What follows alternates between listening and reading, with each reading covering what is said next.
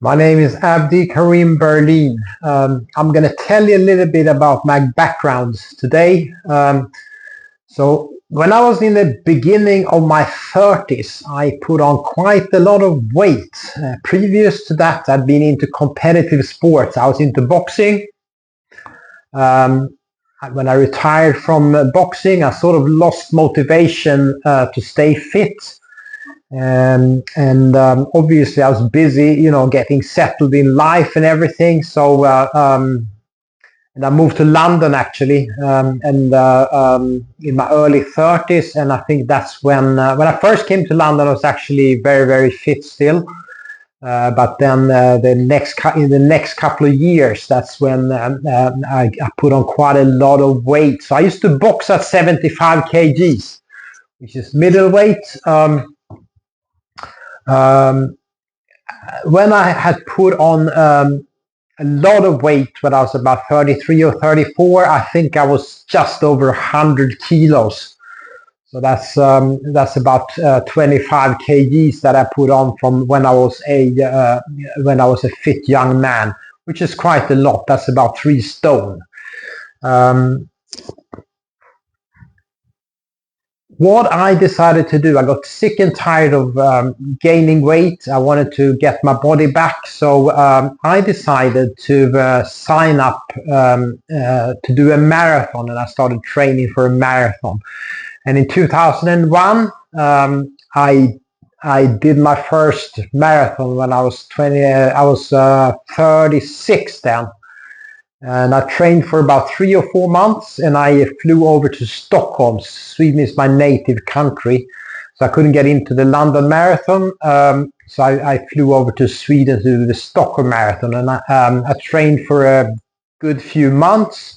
And I did manage to lose quite a bit, and I had quite a decent time actually. After this, I said, what can I do now to improve and get better times in the future? I think my first time was 4 hours and 12 minutes.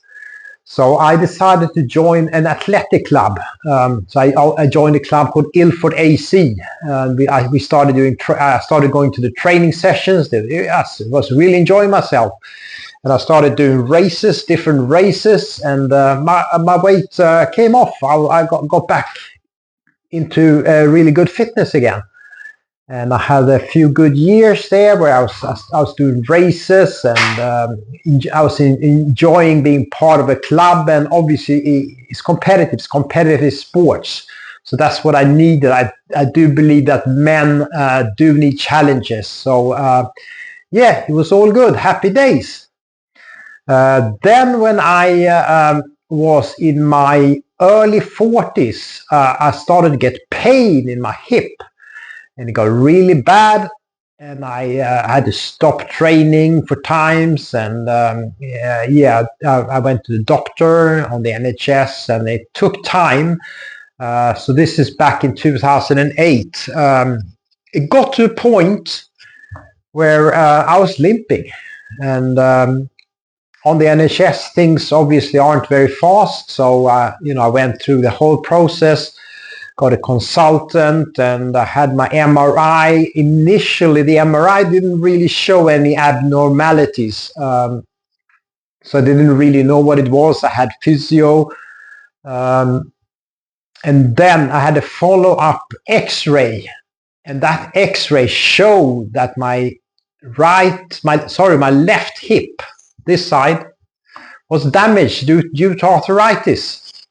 So the consultant told me, you got 3 choices. Your first choice is a total hip replacement. He said, you're very young, you're 45, so that's not a very, very good idea, because they only last so long. So the first hip replacement might be good. The second one might be good as well. But after that, it gets worse and worse and worse. And if you're going to live a long life, you might end up in a wheelchair. So I didn't want that second choice. That was to endure the pain, and I couldn't do that because my whole life had changed. I couldn't run. I couldn't do what I enjoyed doing. I was limping, and as a result of this, I had also gained weight because I couldn't do my activities. And obviously, I work as a personal trainer. It doesn't look good. A personal trainer who limps. So I went for the third option, which was a resurfacing. Birmingham Hip Replacement. I didn't know anything about it, but I said that's my best option. And also the consultant said, "This is you'll be buying about 10 years." He said, "This is going to last for about 10 years." He said, after that, it will be very easy for us to do a full hip replacement. So I went for the Birmingham Hip Replacement. I had that when I was about 45. So that was about 15 years ago. And it's still going strong. Very thankful. Got no problems. So straight after my hip replacement, I spoke to my consultant. My consultant told me, "Do not run on this, please. You got an artificial hip now. If you do run on it, it's going to wear out in about 5 to 7 years," he told me. So I made a decision. I still wanted to get into competitive sports. So I took up race walking, which is a low impact activity. I did that for a few years. I never really enjoyed it. I was really struggling with the technique. I had some coaching and everything, but I just couldn't get it right. And every time I did a race, I used to get cards. A couple of times I got disqualified. That wasn't nice. You prepare yourself and you have no intention of cheating. Then all of a sudden you get a red card and you get pulled out of a race, and you prepared yourself for the race, and it was just very, very frustrating. So I had a professional coaching, and I still couldn't get it right. So I gave up, and then I decided to take up barefoot running. Because barefoot running, believe me or not, it's actually lower impact than running when you land on your heel. So I took up barefoot running, and now I've been sensitive since. I don't do any long runs now. Every now and then I do like a park run, 5Ks. I run about 2 or 3 times a week, and I don't do anything longer than 5Ks. I'm sensible. Most important thing, my hip is still good. So I'm very thankful. Enjoy myself very much. Obviously, I'm never going to be as fit as I used to be. As I mentioned earlier, I'm 60 now. I'm getting slower and slower every year, but I'm happy to at least be able to run, and my hip, I think, is still good. So I just want to share one thing. Obviously, when I had my first hip replacement on my left hip, even the right hip had started to hurt a bit, and my lower back. Actually, the MRI scan that I had showed that I had mild arthritis in my lower back. And yes, I was saying to myself, it's only a matter of time before the other hip goes as well. So I at this time, I had studied nutrition, but my own nutrition wasn't great in any way. When I was doing all the running, I used to eat lots and lots and lots of carbs, lots and lots of sugar as well, added sugar. I used to add sugar to my coffee. I used to drink, the Lucozeds afterwards. I even used to drink energy drinks, Red Bulls and all that. I was in very high sugar consumption. At one point, due to other things that happened in my life, I traveled abroad and I caught a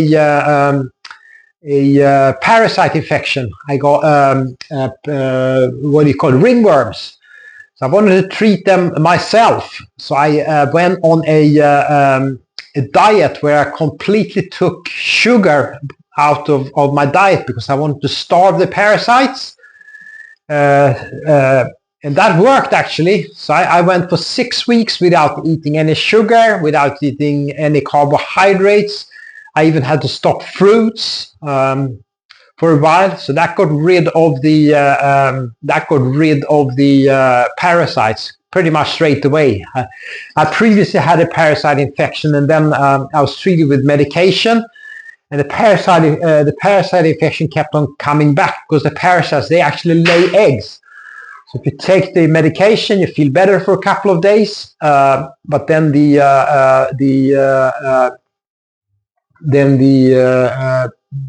symptoms come back because the parasites came back. So you have to do many cycles of the medication before you get rid of the parasites. But with this diet that I tried, the parasite pretty much stopped straight away in a couple of days. I think they all died because I think they feed on sugar. But anyway, the point that I'm trying to make is that when I cut down on sugar, even my other symptoms went a lot better. So after that, I went for a few years. I basically ate no added sugar at all. I went back to eating fruits and everything normal. I ate a little bit more fats, to compensate for all the sugar. I felt a lot better as well. Energy levels were better than when I was eating all that sugar, because when you eat sugar, you get crashes. So I was much better off. But then I said to myself, something is happening, because the back pain is gone, the hip pain is gone. So I strongly believe that my arthritis was caused by all the sugar I was eating. That's what I believe, and the latest science is backing this as well. If you eat too much sugar, you get more inflammation in your body. So sugar is a no-no. I changed my diet, and my obviously now my right hip is good. I still run, and my artificial hip is still good. So I'm very grateful for that. This is the lesson that I wanted to share with you. You can improve your diet, I think, and you can stop arthritis. You don't have to get arthritis, even if there's wear and tear. So I had arthritis, and I believe that I've cured it now, because I've got no pains anywhere in my body. I'm injury-free. I eat lots and lots of vegetables. I eat a little bit of meat every now and then, a little bit of fish, but I'm pretty much plant-based. So I'm going to end this podcast here. This is the lesson that I wanted to share, and I'll make other podcasts in the future where I'll explain more about how you can reduce inflammation in your body and live a healthy life. Thank you all for watching.